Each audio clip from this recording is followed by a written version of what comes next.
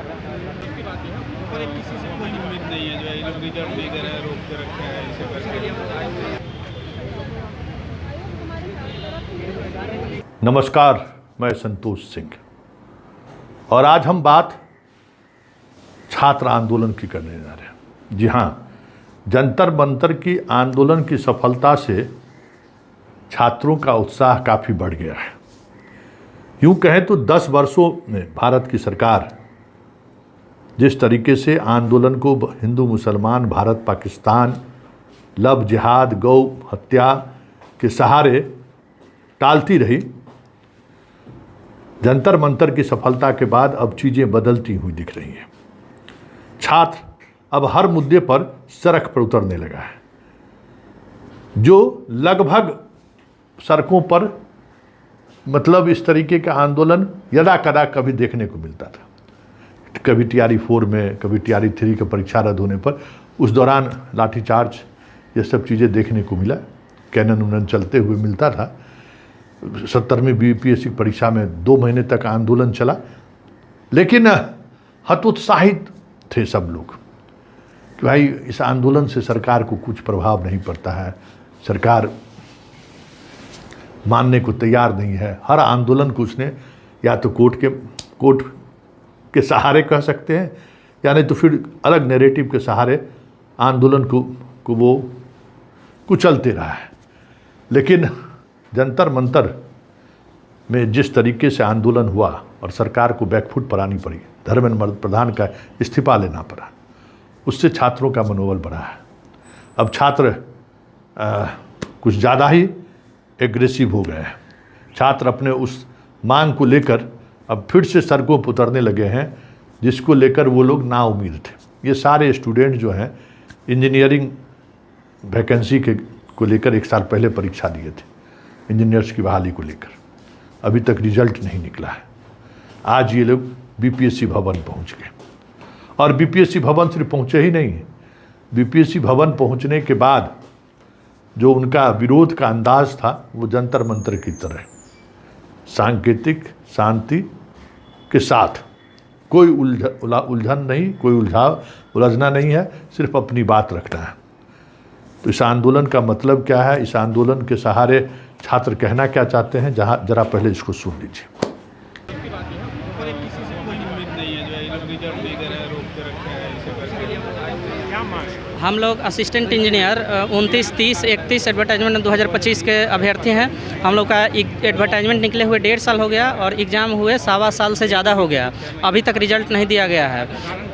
कारण है कि ये लोग कोर्ट का हवाला दे रहे हैं कि मामला विचाराधीन है कोर्ट में, जबकि इस तरह का मतलब रिजल्ट पे स्टे नहीं है। दे देना चाहिए रिजल्ट अभी तक, जबकि यहाँ नोडल डिपार्टमेंट बोल दिया है रिजल्ट देने के लिए, फिर भी ये लोग नहीं दे रहे हैं।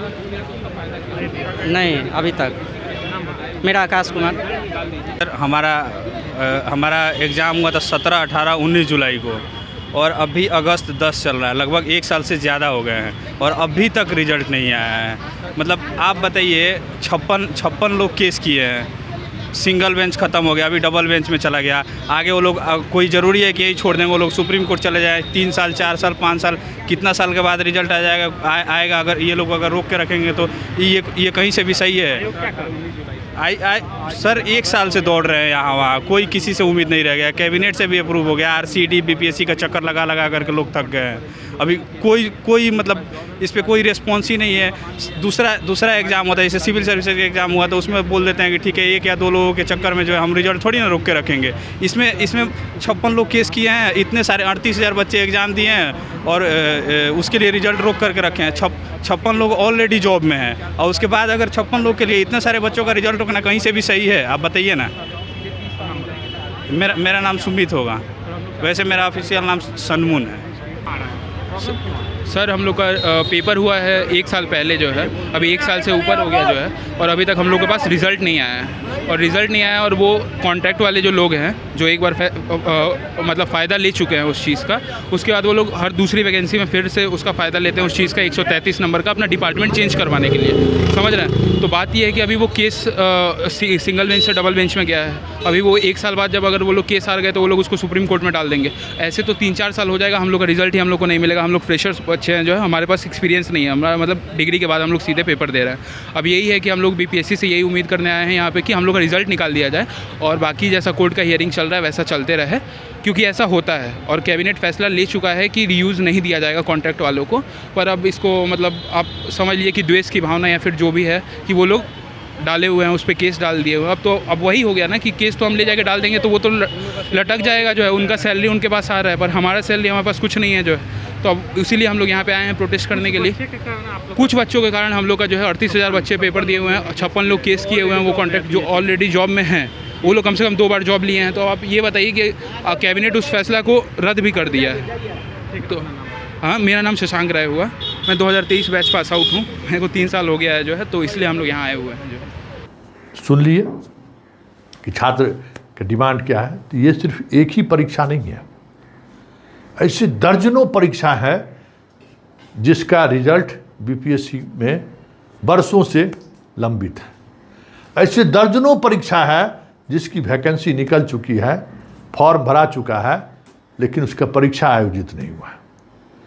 एसएससी की स्थिति तो और बुरी है, फॉर्म भराए हुए वर्षों हो गए, परीक्षा नहीं हुई है, 5 वर्षों से लगभग कोई वैकेंसी नहीं निकला है। तो ये अब बातें ये सीधे तौर पर अब अलग अंदाज में, अलग तरीके से ये बातें अब सामने आनी शुरू हो गई है।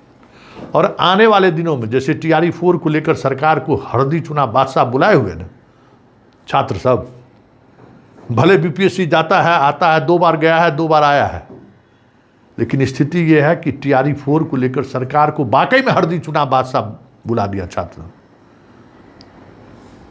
अपना किया हुआ है, बहाली का वादा कर लिए, सरकार के पास खजाना में पैसा नहीं है, बहाल करे तो फिर पैसा कैसे दे।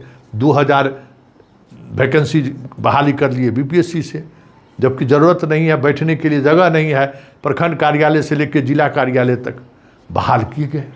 इतना डीएसपी बहाल कर दिया है, इतना एसडीओ बहाल कर दिया कि प्रॉपर ढंग से ट्रेनिंग करने की व्यवस्था राज्य सरकार के पास नहीं है।